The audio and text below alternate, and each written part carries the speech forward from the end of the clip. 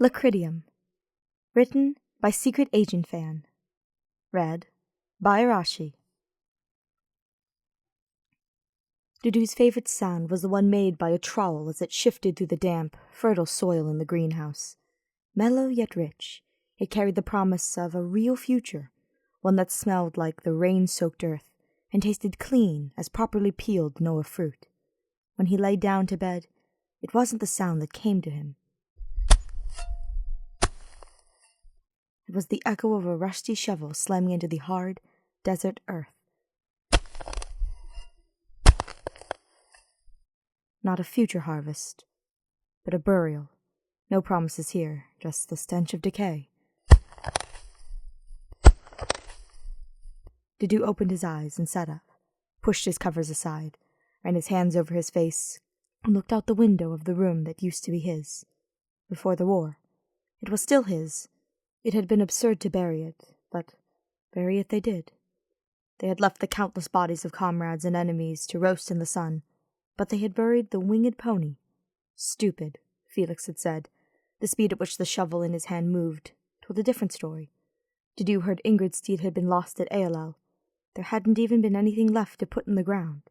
The normally unfappable woman had been inconsolable. That evening, Sylvain had apparently gotten drunk and picked a fight with one of the night watchmen.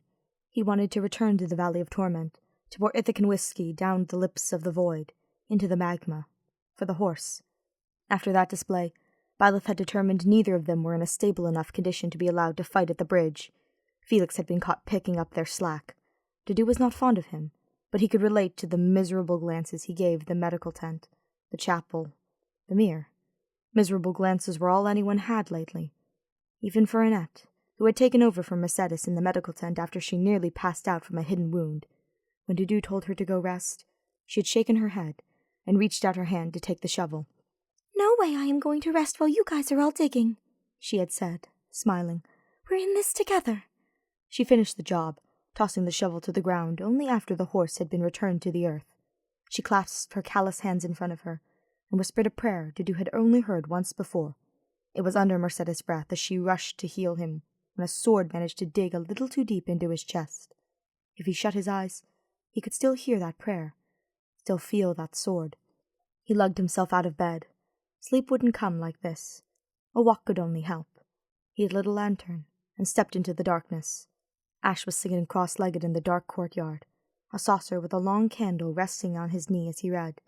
He stood up as soon as Dedue's door opened, nimble fingers quickly catching the base of the candle before it tipped over.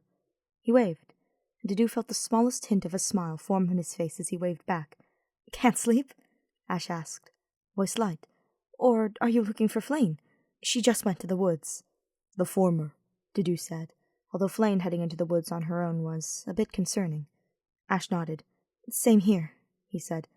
"I thought I'd read to take my mind off everything. But it's not really working." "What are you reading?" Dedue asked. It was always a safe question with Ash. He was always willing to share summaries and offer opinions, sometimes at length. It was nice. Comforting. Tonight, though, Ash just shook his head. "Just a story," he mumbled. "It's nothing to worry about." Dedue felt his mouth dry. He should say something. "I want to know," or even "I want to hear your stories." But he didn't. Instead, he nodded. "I suppose I will let you get back to it, then." Ash smiled, but it didn't quite go to his eyes. His voice remained bright as ever. "Of course. Have a good walk, Dedue." Dedue's eyes shut, and he took off to the woods, made his way through the underbrush, maneuvering his feet to avoid as many of the flowers on the way, a luxury he never had in battle. Dedue lost track of how many delicate things he had crushed under his feet without noticing, unable to see them through heavy armor. Words had never been his strength, and that was fine. Words could be replaced with actions. Instinct. Byleth was a quiet woman, and her actions spoke volumes. Her instinct was incomparable. Dedue did not have the instinct that she did. He knew how to cook. He knew the soul-satisfying power of a good meal. He knew how to garden, how to help a stubborn plant ease its way out of the dirt and blossom into something beautiful. He knew the feeling of an axe in his hand, and how it felt to slice open a still-flying wyvern. Blood on his hands, sand in his eyes. Dedue did not know how to heal. He could mend a torn cape with careful stitching, but piece together a broken bone, a broken heart, those were not his battles. His Highness, standing in the ruins of the chapel, with eyes unseeing, that look, far away, soulless. That was not a battle Dedue could fight. He owed everything to that man, would fight and die for him, and would live and breathe for him. But when he looked at him, years older, standing vacant in the sheltered ruins of a place that Dedue never fully believed in, but nonetheless loved for the peaceful and safe feeling it brought, Dedue felt. He felt the same way he had when Ash broke down into some soup he'd made last week. The same way he felt when Annette pried the shovel from his hands, and he noticed her sway on her feet from blood loss. The same way he had when Mercedes smiled at him before the battle, gentle, glowing hands on a fresh scar. "You can talk to me, you know." Dedue's throat had gone dry, his vocal cords tangled in a knot.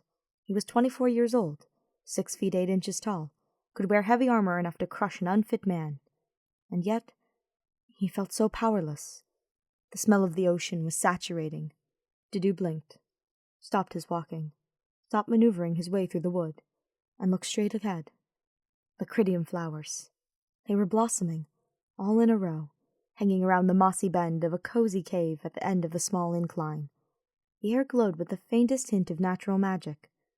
Dedue swallowed. He had never seen them bloom before. Someone had been crying here. "Chef Fiddles, whatever are you doing out here at this time of night?" Flame. That nickname made something familiar and fond squirm in Dedue's chest. Even as his heart ached for her, she was climbing out of the mossy cave, leaning on the lip of the rock face. Dedue offered assistance, helping her up the small incline. She was incredibly light. "Many thanks. Still, you—" Flame trailed off, grip on Dedue's hand tightening. "Oh." "Oh?" Dedue repeated dumbly, and he looked across Flame's face, one that looked far older than it had any right to. Maternal. Warm. "Dedue, would you like a handkerchief?" Handkerchief? Dedue froze, releasing Flame's small hand in order to feel the tears tracks on his own face. I hadn't realized." His voice sounded wet. Young. He flinched. "Oh, hush. There is no shame in it," Flame said, pressing an ornate cloth onto Dedue's left fist. She nodded as if to say, "Go ahead." Hesitantly, he wiped at his eyes. She smiled. "It has been a night for the darker books, I am afraid. Fighting friends and losing friends. I sincerely doubt anyone's pillow is completely dry tonight." Dedue nodded. His heart pulled. He thought of Ash, reading. The small candle on his knee was set to last for hours. Why couldn't he? "Dedue?" Flame asked. "I'm sorry," Dedue whispered. He felt a new flood of tears coming. Humiliating. "I don't know why I can't seem to stop. I do not know what to say. To you. To anyone." Flame's hand was tugging his nightshirt, and reluctantly, Dedue forced himself to meet her eyes. She daintily sat on the ground, knees folded under her, and parted the grass beside her. Feeling oafish, Dedue joined her. "I do not believe you have to say anything, Supreme Chef Dedue Pie." Dedue choked. The nickname, and the voice Flame had used for it, made something in him catch on a laugh. But what came out of his mouth was a full-body sob, and after one sob, there was no stopping the others. He couldn't control himself, couldn't control his own body. It was crying now. Fully. Openly. And Flame was simply rubbing his back, whispering gentle encouragement as he emptied out what felt like 2 decades of unshed tears. More Lacridiem flowers bloomed around them in a display as beautiful as it was terrifying. Dedue slowly came back to himself, blowing his nose into Flame's handkerchief, and straightening up. He felt raw, hollowed out. Better. "You really should not try to keep all your feelings locked up like that, Dedue. It is not healthy." Dedue shut his eyes, nodded, exhaled. A headache pressed against the back of his eyes, as if to shame him. "May I speak for a moment?" Flame asked. "I think you feel a lot more than you let others see, Dedue. I was much the same way, and Brother still is. Sometimes it feels as if the only way to manage the burdens others carry is to ignore your own. It is a problem common with healers." "I am not a healer," Dedue whispered. Flame patted his cheek once with her small hand. Perhaps not in the magical sense, but your strength allows you to carry the weight of others. You carry the weight of your people in Dusker, and of Prince Dimitri. Why, I don't believe it would be an exaggeration to say you carry the weight of all the Blue Lions. Why, anyone's spine would creak with such responsibility. Flame's eyes were completely dry, and her face uncharacteristically serious, even as she nudged him. That said, I believe we can all carry those burdens together. I believe I've seen Ash, Annette, and Mercedes all trying to reach out to you. Dedue blinked, thinking of Mercedes' gentle words in the tent, Annette's insistence at the burial, Ash's sad, quiet eyes that always seemed to be asking questions Dedue couldn't answer. I do not know what to say to them. Why, that is the easy part. You don't have to say anything at all. Dedue lifted his head, baffled, and felt Flame's hand wrapped tightly around his own. You only have to take their hand. Dedue's favorite sound was the one made by a trowel as it shifted through the damp, fertile soil of the greenhouse. But it wasn't because of the plants. It wasn't the smell of life or the promise of freedom. It was because in the greenhouse, people often visited him. Greenery meant conversation. It meant friends. When his Dusker brothers and sisters were tending to his wounds that should have killed him, it was the visions of that greenhouse, of the monastery, of this broken place with these broken people, that made him hold on tighter to his small, insignificant life. In this tiny, fallen place was a group of people Dedue loved, in spite of everything.